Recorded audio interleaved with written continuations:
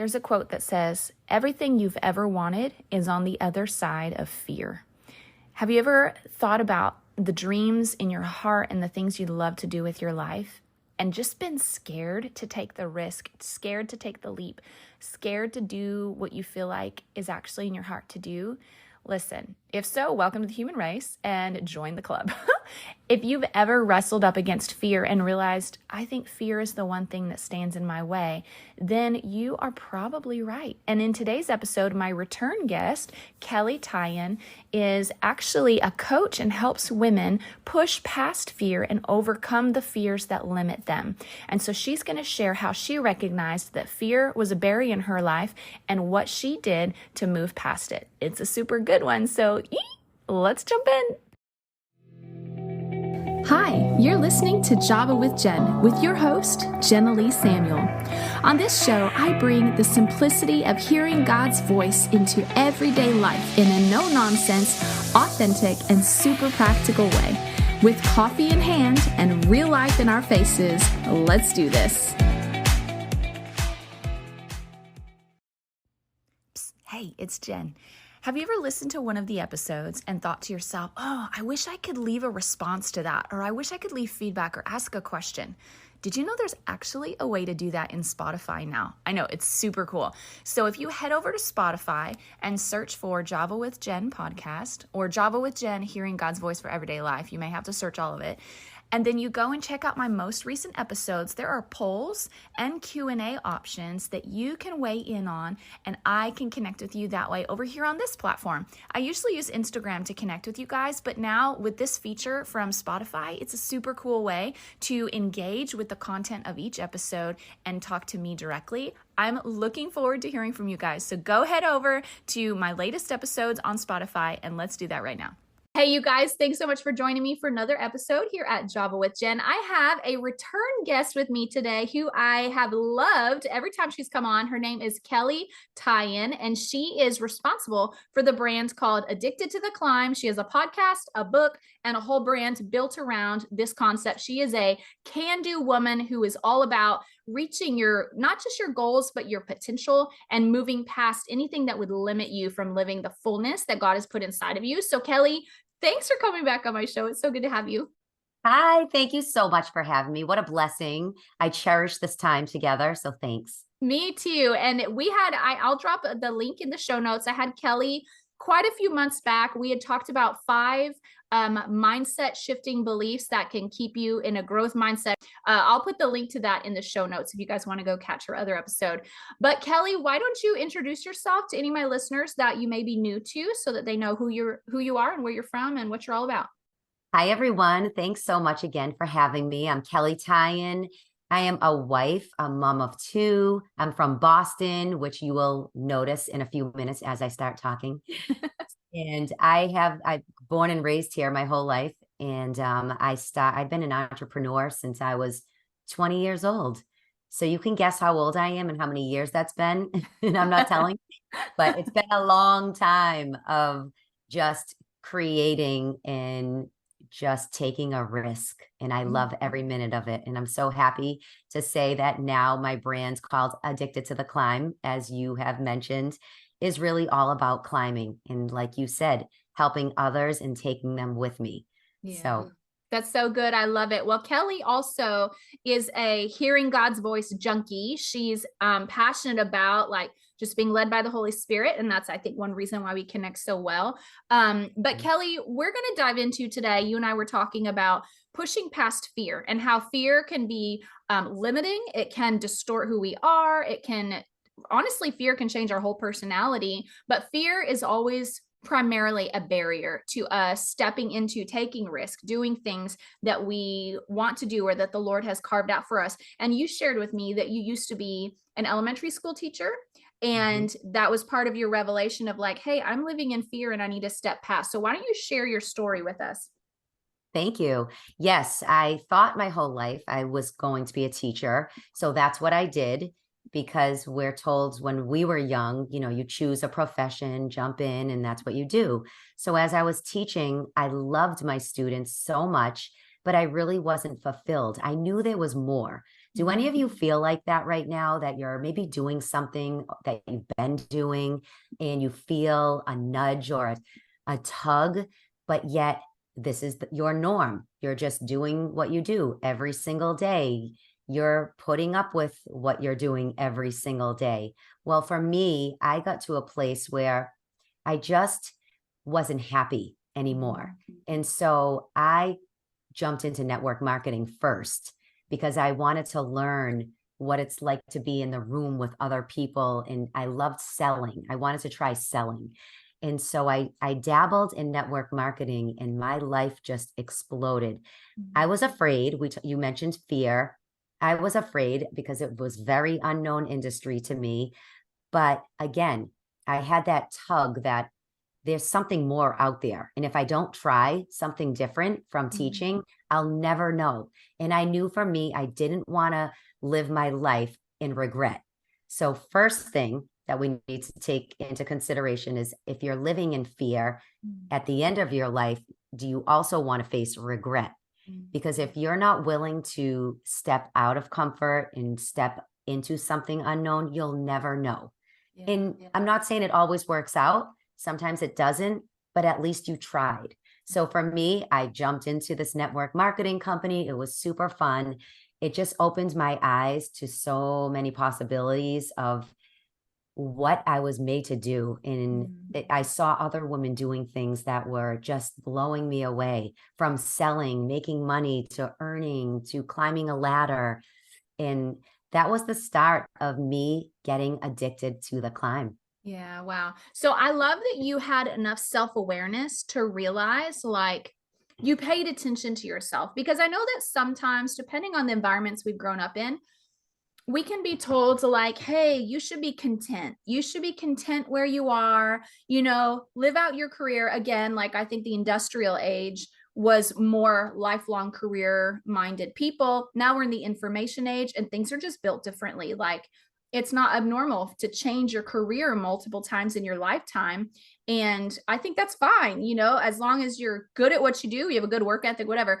But I love that you had enough self-awareness to realize, like, I'm not fulfilled, and you didn't just chalk it up to, it's okay, just push through, you'll get there. You know what I mean? And so the fact that you were aware, like, hey, I'm scared, but that means that maybe I need to jump, And so how did you discern for yourself that it wasn't a situation where you just needed to push through, get some perseverance, it's going to be okay on the other side, and that you actually needed to jump? How did you figure that out? It's funny because I think it was just my curiosity.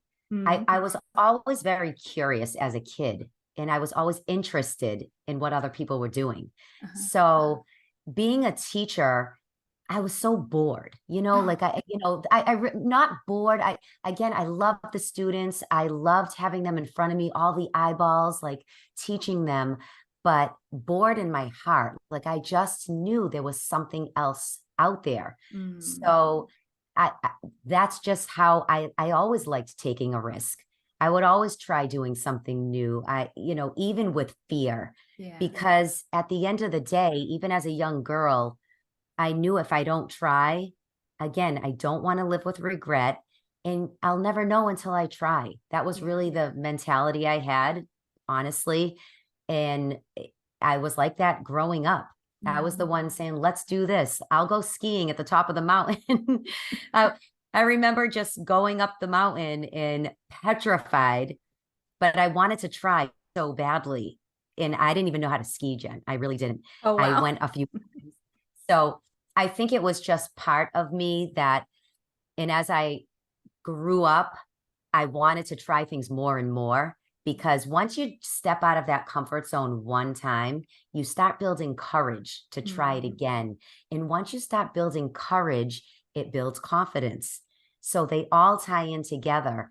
Like, if you're afraid right now of stepping out, you're facing fears over stepping into the unknown, whether it's walking into a gym, right? Let's face it. I work with a lot of women. They're petrified to walk into a gym because they think everyone's looking at them. They don't feel equipped enough to go into the gym. They don't know what they're doing. Well, guess what? If you walk into the gym that one time, something will rise up inside you, I promise. And it's called courage that you did that. You can walk away, even if you just walk through the gym, you still did it. And it builds courage, which gives you confidence to try it again. And that's what my life has been all about at this point, is stepping in, building courage, and which builds confidence and teaching others that they can do the same thing. We don't have to stay where we are. And you hit it perfectly when you said we're living in an age where people are pivoting all the time, and it's okay. It's okay to try something new.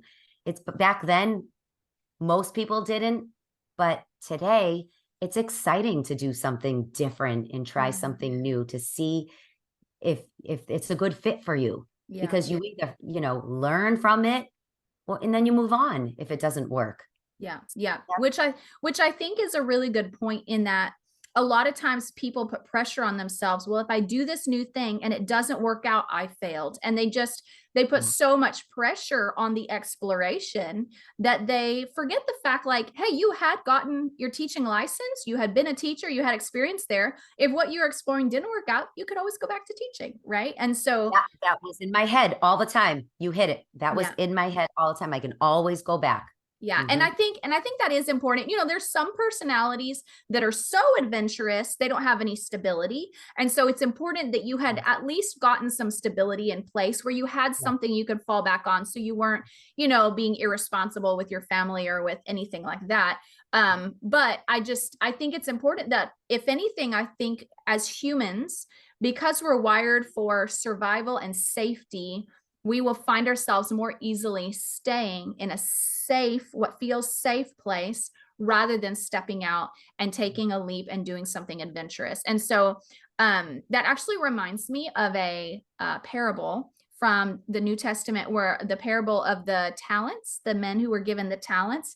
And I've talked about this a lot on my show because I feel like this parable has impacted so much of my business journey. But where the guy who buried his talent, and then the other two took the talents that they were given and they invested them and multiplied them, right? In essence, they were working on borrowed money. They were working on debt.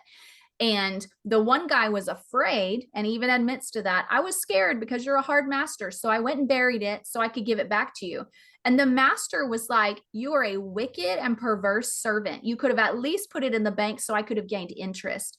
And so I feel like there's a principle there, because to the other two that took a risk and multiplied what they did, the master said to them, you have been good and faithful servants. You were faithful with little, you will be entrusted with much more. There's a principle of God's kingdom there that we're meant to be faith people, which means we can't live by fear. We can't let fear determine our actions, because then he will consider like, hey, that's wicked, because you are a faith people, because you serve a God who works all things for your good. So even when you make a mistake, you can step out with courage, because he's going to work it for your good anyways. What would you say to all that? Oh my gosh, so much. I mean, fear is just a liar. I mean, that's really what fear is. It's not truth. And if we're here being believers, if we're trusting and putting our hope in God, all things work out for our good, no matter what. That's where our faith has to be super strong, and we have to be grounded in our faith. And listen, if some of you right now are new to faith, that's okay. Spend time with God so you can get to know him and lean on his word that he tells us and teaches us in the Bible. And that's how you'll break through these fears, because fear is going to creep up all the time. We're human every single day. I want to tell you a quick little story. Go ahead. I had a mammogram a few weeks ago. So I'm a breast cancer survivor. Okay, you guys, I'm 15 years breast cancer free, but talk about fear. I mean, in the beginning, especially, like, I didn't know what was going to happen, if this was it, if this was the end of my life. But fast forward, I just had a mammogram a few weeks ago, and they called me back after I was done.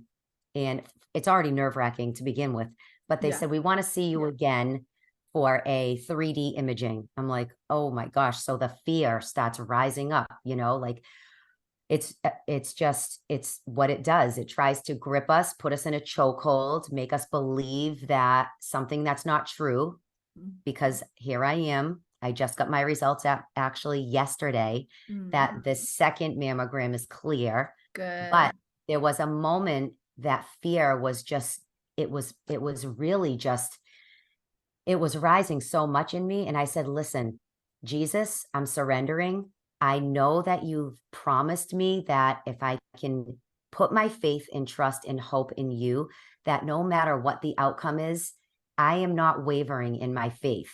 So I'm a big believer when when fear starts attacking us, I say maybe 100 times a minute, faith over fear, faith over fear. I have a lot of visuals in my house, in my car, on my phone to remind me, because there's times when that fear just starts coming and it's like a storm in your life. But you have to remind yourself of who you are and whose you are, because fear has no power over you. God's in control at all times. We don't know the outcome, and I don't want to know the outcome, right? Half the time, I don't even want to know the outcome, but I just want to put my faith and trust in him and know that no matter what happens, I'm not wavering in my faith. It's not an option. And I'm going to face the storm head on. Yeah. And I think we can do that not only in a mammogram, but in anything we're facing. Yeah, it's so true. And I think too, in those key moments when fear comes in, I think heaven is listening and the enemy is listening for what words are going to come out of our mouth. Because whenever we face fear, it's an opportunity for us to decide, because our words are the authority. That's how we establish our authority in this earth, or how we execute our authority in this earth, is through our spoken words. And so if in that moment, instead of saying faith over fear, and speaking in agreement with faith, if you had started confessing all these fear-based thoughts, well, that gives the enemy a right to take action on those things, because you've just spoken it through your words. My gosh, that's so powerful. It is so true. And that's why I said I have so many visuals, like my mirrors in my house. I have mantras that I have. In one of my favorite ones that I started saying probably a year ago, and I talk about it so much, is I will not be defeated by my inner negative voice. Like whenever I start, the negativity like rises up and tells me I can't, or I shouldn't, or be afraid, I will not be defeated by my inner negative voice. We have to take our power back. It's up to us, because what we're thinking, like you said, really dictates our actions. And if we're thinking that we're going to go under, and we're thinking that this breast cancer is coming back over and over, we're going to make ourselves actually physically sick. Most of the time we do that to ourselves before we even know the outcome of things. And so the thinking that leads to the action, there's two different ways that this can go down. If you're thinking positive and you're thinking Jesus and you're thinking faith, well, you will get through it. I promise you. God is with you. And if you're thinking the opposite and letting the devil tear you apart, you're going to be on the floor. It is the way it is. I mean, I've been on both sides of that, and I've witnessed it in people. So we got to train and rewire our thinking, especially when we're going through things, to think godly thoughts and focus our thoughts more on faith. Yeah. No, that's so true. And a lot of people don't realize, like, some people probably hear this stuff and they're like, oh, here we go again. All these optimistic people saying all these think good thoughts, blah, blah, blah, blah, blah. But what they don't realize is, like, God actually, it gets down to the fundamental cellular level of our bodies, is that scientifically, your brain only has two kinds of thoughts. They're either fear-based thoughts or faith-based thoughts. That's literally scientifically, all of our thoughts come down to two things. Even if you go sit in a chair, there's faith-based thinking behind that, in that I trust the chair will hold me, right? So what people don't realize is that when you have, and this is Dr. Caroline Leaf stuff coming out right now, but when you have faith-based thinking, it releases healing chemicals in your brain that heal your body. But when you have fear-based thinking, it releases toxins in your body that breaks down the communication between the cells in your body, so it over time destroys your health. And doctors and physicists and all these people have found that 80 to 90% of sickness is actually emotionally rooted. And it's because if we have fear-based thinking, those toxins are consistently being released in your body. That's why it feels good, and we like intuitively being around positive people, because they literally are feeding the life source in our bodies. Like it's actually physically healing. So your body and your mind and your heart will always migrate towards people who are positive if you're a positive person. If you're a negative person, you'll migrate towards what you're like. And so you'll migrate towards negative people. So if you're surrounded by negative people, you should probably do a little self-evaluation. Maybe I'm more negative than I realize. And that all comes down to fear-based thinking. And so there's a little commercial for Caroline Leaf right there. So what would you say, though, are some like red flags or indicators or even byproducts of, like, because a lot of times we don't realize, if we're not practicing self-awareness, we don't always realize we can develop blind spots and habits in our thinking that we don't realize are fear-based versus faith-based, or that it's an opportunity to change how we think. And so what are some red flags or byproducts of someone who is a fear-based thinker that they can keep an eye out for, so they can look at the fruit of their life and be like, oh, maybe I need to change some things?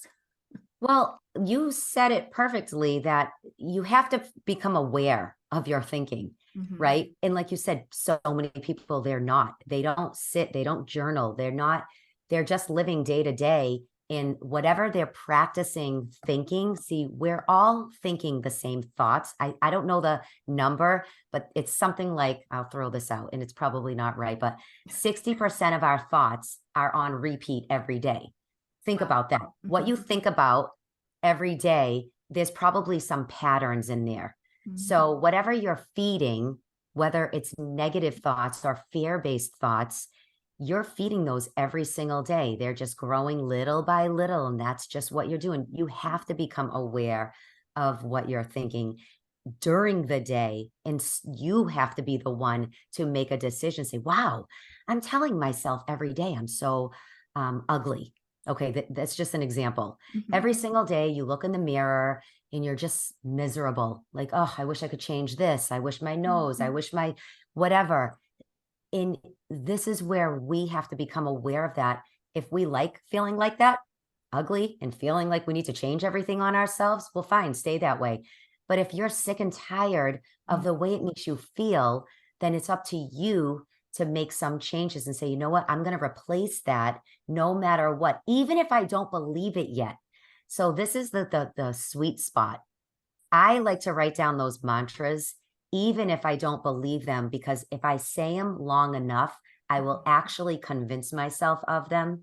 So Jen, there was a time in my life where years ago, because I was a teacher, as I told you. So I was never in real business. Like, I didn't work for corporate America. So as I was transitioning over the years in my 30s and figuring out what I'm doing next, I always felt a little inferior to corporate people. I didn't feel I was smart enough. And I told myself this for years. I had a lot of girlfriends that worked in corporate America in these big jobs. And I kind of was more silent around them because I didn't know what I would contribute would be significant for them. And so I was telling myself that all those years. I was telling myself, every time I'm with these people, I probably shouldn't say much because they're going to say better things than I did, which was a lie the whole time. So, but I was feeding those lies. I had them on replay. I was thinking these things until I said, wait a minute, Kelley, hold on. Did Jesus create you? Yes. Does Jesus love you? Yes. What does Jesus say about you, Kelley, in the word? So I went and dug deep into that because I got to a point where I didn't want to believe what I was telling myself over and over. I wanted to believe what God was telling me. So first, to answer that long-winded answer, it's really just making ourselves aware of the things that we're thinking every day. And even if you just change one thought, it's a start. And that's where it all starts. And then you say that thought, a positive thought, over and over until you actually believe it. I started telling myself, I am smart. I am capable. And I would write those I am statements. To this day, I still do that. I remind myself that I am. Why am I thinking less of myself? God created me perfect the way I am with the skills. He's already equipped me with things that those people don't have, nor should they have them. He made Kelley, Kelley. He made Jen. So that's where we can get into. I mean, that's a whole thing about, imposter syndrome and comparing yourself. I mean, that could be another podcast. Yeah, I can. Well, and I'm glad you named those, because I feel like some indicators that we're living in an unhealthy fear-based mental space is comparison, and living in a place where we're constantly comparing, and then by default feeling poorly about ourselves or our life or our marriage or our kids or whatever. So comparing is one. I feel like if you're complaining a lot, and if you find yourself complaining a lot, that's a huge indicator that there's a lot of fear-based thinking happening, because thankfulness and gratitude is the language of faith. And I used to ask the Lord, like why in scripture, like he literally killed his people over complaining. Like the Israelites, so many of them never made it into the promised land because of complaining. And I was like, Lord, why is complaining such a big deal to you? And he said, complaining is not the language of faith. It's the language of fear. It is the language of the enemy. And so complaining is an indicator that your mindset is not in the right place. And then I think also criticism, which they all kind of go together, they kind of feed each other. But criticism is in there too. So sometimes what I'll do is I'll just even ask the people who hear me talk a lot, my sisters, people around me, like, hey, is there any area in my life where you hear me like criticizing myself, complaining a lot, or being really critical or whatever? And I'd be like, can you tell me where I'm doing that? Because they'll usually have fresh eyes. They can see it because they feel it when it's happening. And then they'll be able to speak to those things. So that's even a good place to start. If you, the listeners, are not sure, where you might be doing that, just pay attention to what's coming out of your mouth, because that's always the fruit of your thought life. And asking your spouse, if you're married, they're with you a lot. And I know for me that my husband will point things out. Kelley, you're saying that over and over. So that's a great one, I think, is asking your best friend or who you spend the most time with. That's a good start. So you can start becoming aware of these thoughts. Absolutely. Not true. Okay. So what can people do? Like, so you did mention being self-aware, replacing their thoughts and writing their mantras down. So we kind of hit on this already, but I know that you also have some things that you do to help people in this area to deepen their faith. And I know that a lot of times if we get hyper fixated on a problem, then sometimes we actually get stuck in that problem, whereas we really need to pivot and focus on the solution. So what do you do as far as putting tools in people's hands to help them get past wrong thinking? Honestly, I mean, it's this simple. This is for me. It's just going to prayer. That's it. It's prayer. It's your conversation with God. I'm telling you, the more I get on my knees, the more I open up my heart and mind and eyes to him in prayer, getting quiet, getting still. A lot of us don't like to do that, but it's in those quiet moments that you can hear God's voice. You really can, whether it's just, when you know better, you can do better. And he opens your eyes to different things, the more you're in tune with him. So for me, Jen, it's really prayer. That's my go-to. And that's where all my answers come from. It's quiet times. Yeah, that makes sense though, because really, even if let's say someone listening isn't a faith person, getting still, getting quiet allows the things in our heart to surface so we can see it. But you're right, prayer is essential, because I feel like only the Holy Spirit can so kindly reveal things that are in our lives that are unhealthy without it feeling shaming. You know what I mean? He's so healthy about the way he does it. So tell us about, I know that you like to help women achieve more in their life and deepen their relationship with the Lord. And there's a couple things that you do. Why don't you talk about your mastermind and, you're addicted to the Climb program and everything you've got going on? So the mastermind is a 12-week program. I do love helping women just see themselves the way God sees them. All the things we talked about, eliminating fear. Why are you living stuck? Why aren't you climbing higher? What is holding you back? All these things, I bring them together in my mastermind, Addicted to the Climb, so they can co-labor with God on their journey. I think a lot of times some people, not all, but we put our work over here, we have our faith over here, we put our partner over here. But God wants to touch upon every area of our lives so you can live a fulfilled life. Yeah. And the only way to do that is by partnering up with Him in every way. So for me, my mastermind is founded on faith. So it's helping women just deepen their faith through the 12 weeks. We do Bible studies, we do prayer, we talk about setbacks and all the things that we mentioned on your show so far. And it's also about the climb. So Addicted to the Climb is about taking a risk. All the things we talked about too. It's touching upon setting up boundaries.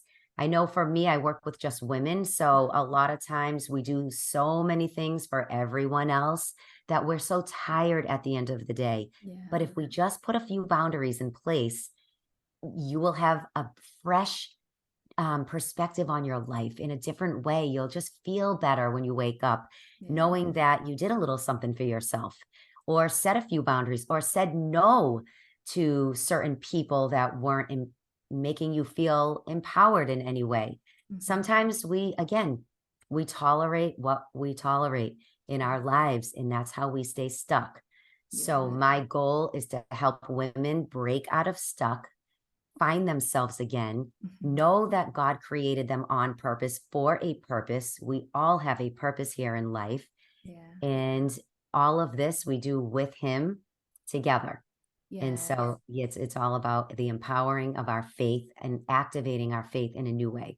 That's so good. And you had, and I don't remember if we just talked about this before or if we've already talked about it in the episode because they're blurring, but you had mentioned that a lot of times that we can live in a place of fear because we start accepting our environment or our reality and then tolerating where we are. And I think that's such a very insightful thing to tackle, because I feel like that's at the very beginning. That opens the door to the conversation because, you know, in essence, when we're tolerating something, it becomes a blind spot. It becomes something we're so accustomed to. Kind of like in the work environment, they say that if you're new to a work environment, the first 90 days is when you need to write down, especially if you're in a management position, you write down everything that you see that needs to be addressed, because in those first 90 days, you'll be the most sensitive to anything that's not healthy or not right or not good. But after those 90 days, you become accustomed to those things, and then you're blind to it after a while. And I feel like that's what you tackle. It is so true. That's how we live our lives. It's all about our environments, right? Like you said, we get accustomed to our environment, and there comes a time we have to be aware, oh my gosh, I'm in an environment where everyone's complains all the time, or I'm in an environment, my friend group is really just talking about the same old thing. So for me, I was in that place for a long time. It wasn't until, and I think we talked about this before we press record, but for me, it wasn't until I put myself in new environments, put myself in rooms with people that were game changers. They were using their voice. They were climbing to new heights. And my eyes were like, wow, there's so much more possibility for me just being in the room with these people. I felt empowered. So it's really important for us to be aware of our environment. And then, like you said, even writing things down that you're not happy with, because sometimes I feel we can love our best friends, but we don't have to be with them all the time. We have to break out of these circles if we feel like we're not climbing higher. We have to find ways to elevate our minds and our lives and our health with people that are doing that. And there's always a group out there that you can latch on to. Trust me. I mean, we're in the era of like, there's all access for everything. Yeah, it is. So it's true, right? It's so true. And it reminds me of a passage in Hebrews, actually. And I feel like maybe this is a word for somebody who's listening, but there's a passage in Hebrews that says, as long as it is called today, do not fail to encourage one another so that your hearts may not be hardened by sin's deceitfulness. And the reason I bring that out is because the idea of like, oh, you need to surround yourself with empowering people, surround yourself with positive people. It's become such a trendy idea that some people can tune it out and go, oh, blah, blah, blah. These just feelsy people, whatever. But the reality is that passage makes it very clear. Like it says, as long as it's called in today, do not fail to encourage one another. That means people who are giving life to you, people who are building you up and empowering you, so that your hearts are not hardened by sin's deceitfulness. Meaning, if we're not surrounded by an encouraging environment, the impact will be our hearts will grow hard. Yes. That's a big deal. And so it is a big deal what you're saying, surrounding yourself by people who will challenge you and empower you and speak life into you. And I think that's what makes your program important, because in essence, they're putting themselves into an environment that's going to do that.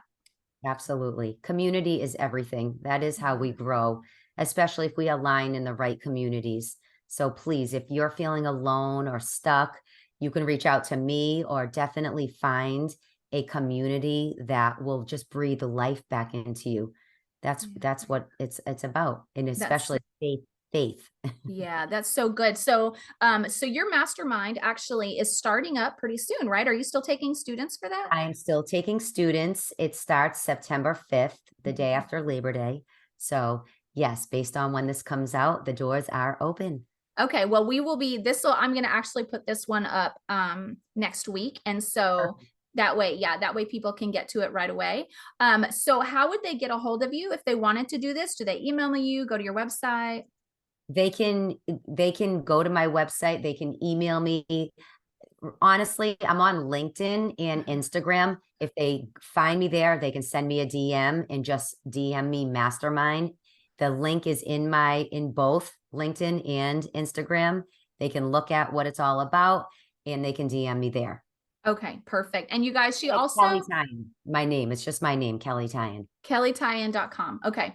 And you guys, listen, she has other resources. She's got her podcast. She's got her book. She's got this mastermind, which if you need a community and you're like, all of the people around me are negative and horrible, jump into this. Like, I would encourage you to really consider this. The link will be in the show notes, or you can go to her website.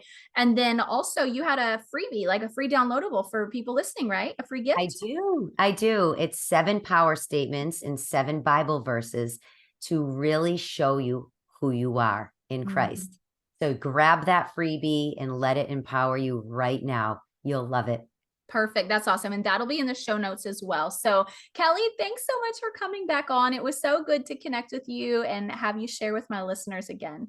Thank you. Thank you so much for having me. God bless you all. Keep on climbing. Keep on climbing. Well, you guys, listen, thanks so much for tuning in to today's episode. If you are interested in any of the stuff Kelley shared, just jump down into the show notes. I'm going to make it really easy for you to go check out her stuff. And otherwise, share this episode with somebody. Listen, you guys sharing episodes like this, you never know when one new thought process, one new thought can literally fork someone's road and help them choose a different path. And doing something as simple as sharing a podcast episode is easy to do and can enrich the people that you care about. So send this episode out to a few people, throw it on social media, tag me so I can see that you're doing that and can share it around as well. And otherwise, you guys, I will see you next week for another episode at Java with Jen. Thanks, Kelley. Thank you. Bye. Thanks so much for tuning in to today's show. Listen, let's stay connected. Come follow me on Instagram at Java with Jen, where you can follow the latest and say hey. It's a really great way to stay in touch.